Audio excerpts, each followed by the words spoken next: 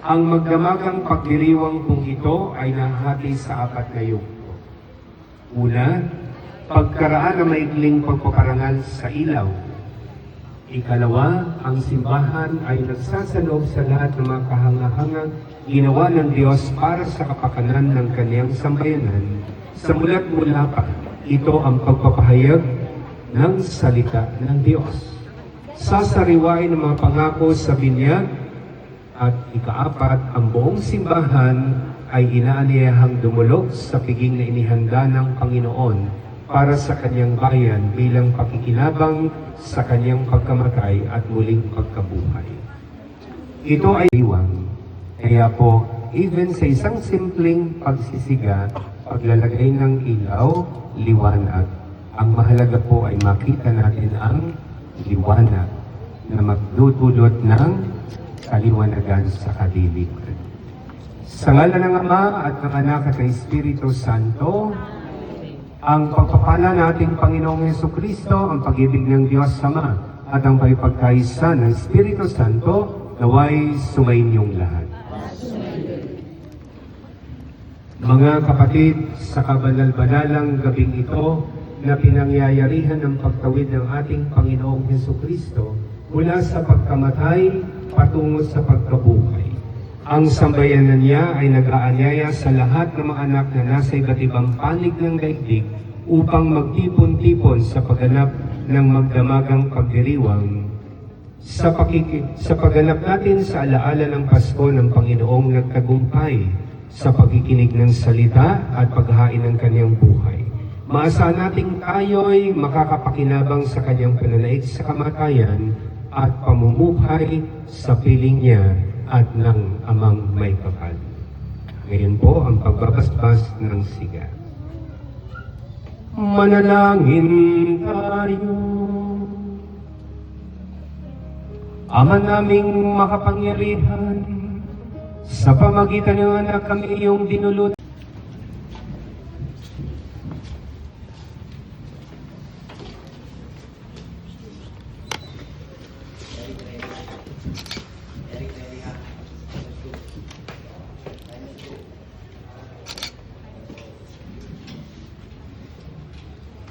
Tayo nang magbigay dangaman kay Jesus nating ilaw, sa diwa natin isipan, si Jesucristo'y nabuhay, siya'y ating kaliwanagan.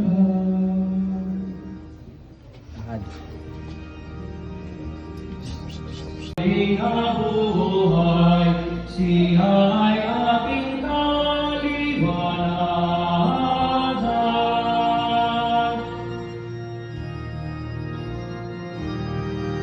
Tayo nang magbigay naman kay Jesus nating ilaw, sa diwa natin isipan, si Jesucristo'y nabuhay, siya'y ating kaliwanagan.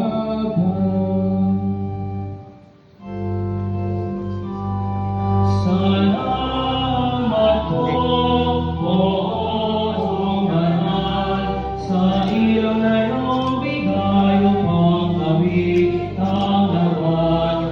Si Jesucristo'y muling nabuhay, siya ay ating kaliwanagan.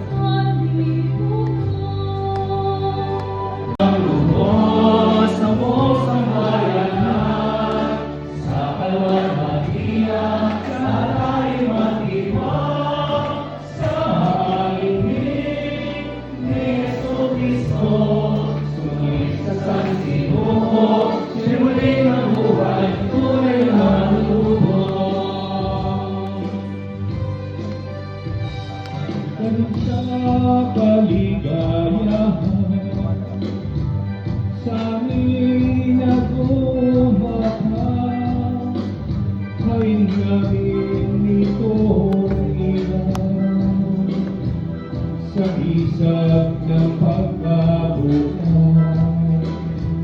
Tunay na paliwanagan, hatid ni Jesus na tanggap ang dilim ng kamatayan ay nakawit na parang. Ganda kayo lahat sa kalangitan, kayong mga anghel ay magkakahulihan. Maganda kayong lahat na makaharap ng lilikhan na paligid sa tropa dakila.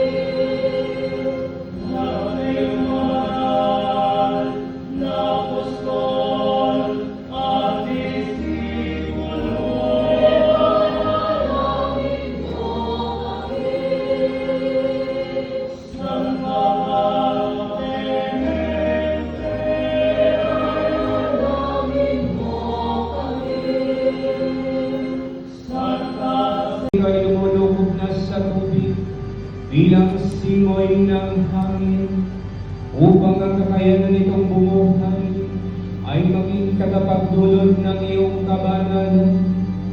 Ama namin, ang sansinuko ba iyong panibagong ginawa noong ipahintulot na magkaroon ng malaking baha upang ipahiwatig na ang tubig ay may katangian na tumapos sa kasamaan at magpasimula ng kabutihan.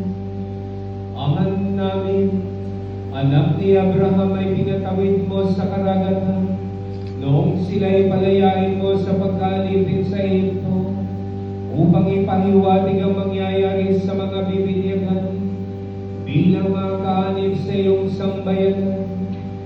Ama namin, ninuog mo noong binyagan ni Juan sa ilog Jordan ng anak mo ay maganap ang paglukob sa kanya ng Espiritu Santo. Ninuog mong dumaloy ang dugo at tubig na sinibat na puso ng anak mong iniibig. Ninuog mong mabuhay muli ang iyong anak na nagutos sa mga alagad. Umayo kayo gawin ninyong alagad mo ang lahat ng bansa. Binyagan ninyo sila sa ngalan ng Ama, ng Anak at ng Espiritu Santo. Magtaglay nawa itong tubig ng pagpapalang kaloob ng Espiritu Santo na idinudulot ng mahal na anak mo upang mga tao na pawang nilikha ayon sa iyong larawang dakila, ngunit nasadlak sa lusak ng kasalanan, ay mahugasan ngayong sila'y bibinyagan para makabawang taglay ang iyong kalinisan sa muling pagsilang sa tubig at Espiritu Santo bilang mga kaanib ng iyong angkan.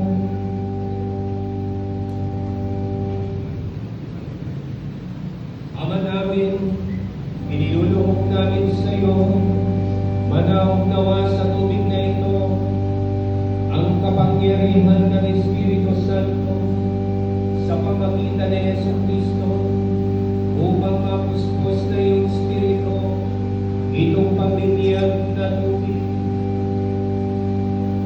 At sa gayo'y lahat ng nakikisa sa kamatayan niya sa pamamagitan ng Biblia ay muling mabuhay na siya rin ang kasama bilang tagapamagitan kasama ng Espiritu Santo.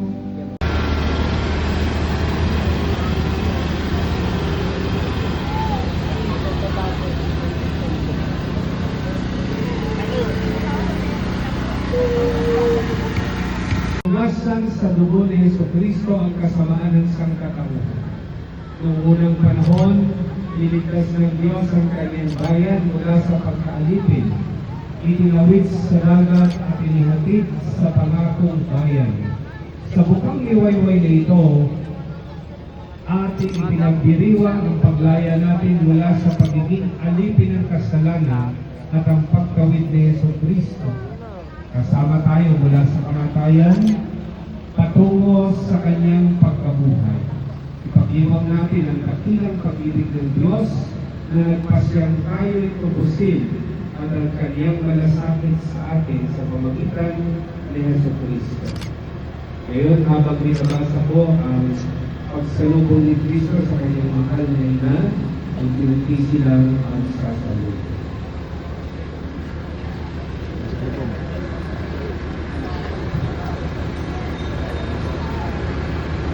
Nang malabas na sa hukay at si Jesus ay mabuhay, ang una niyang dinalaw ay ang inang namamanggaw, inaliw sa kalumpayan. Nangyaring sa hirap, pamilyari iyong anak, loob ay nang lumuwag sa kapighati at sikap. Matuwag at lumigaya ang polikot aking ina.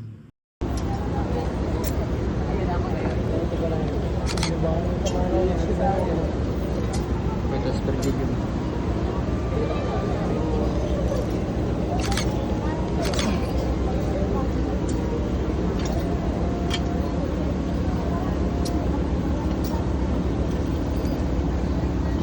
Ads.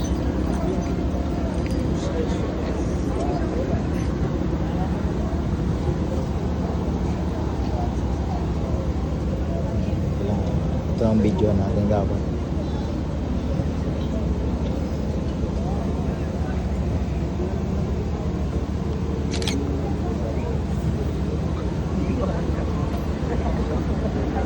Bawal pagpitigan.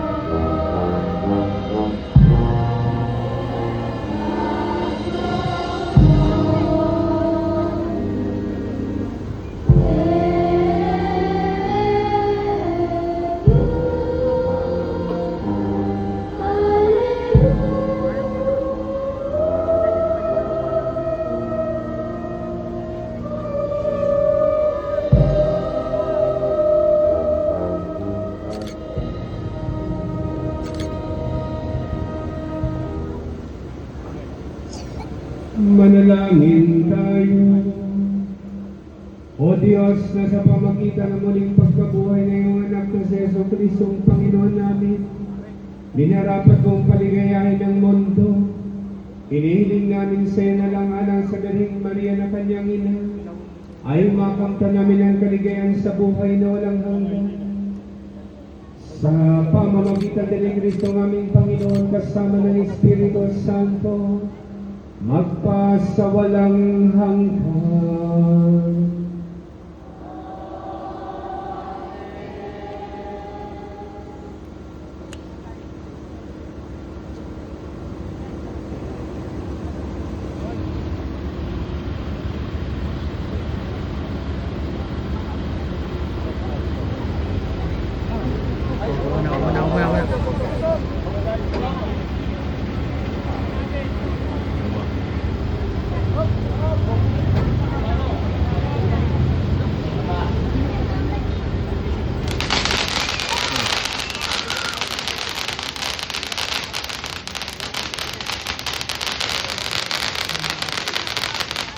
Umabit.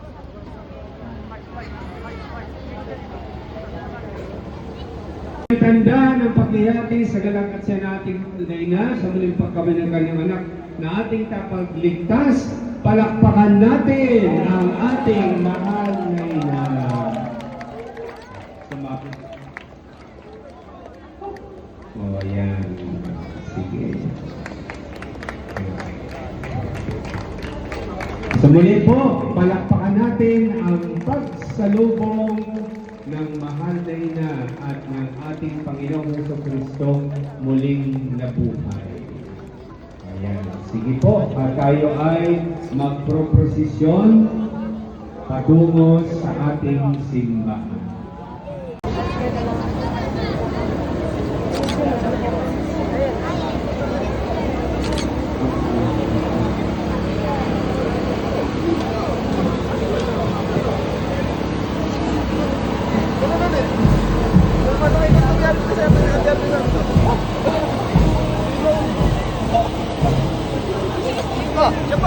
Picture tayo. Wait lang, wait lang.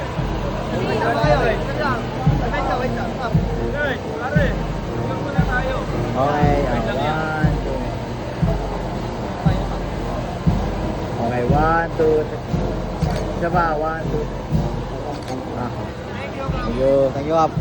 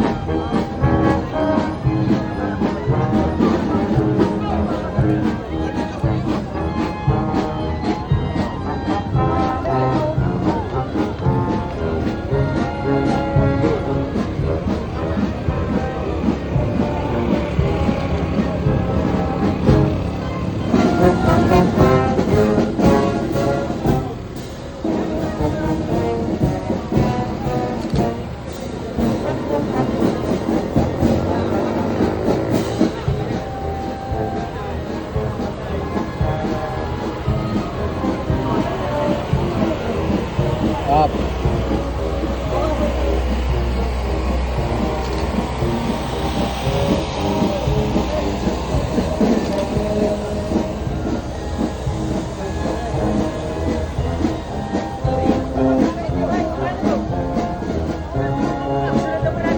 Siyang nasa bago ito, siyang nauna.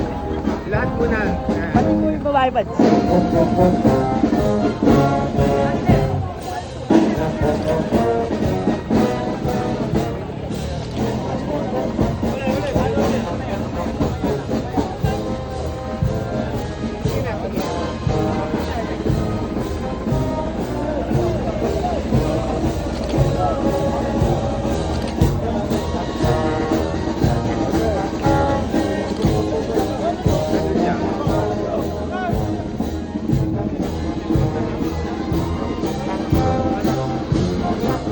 Ilang mga babae.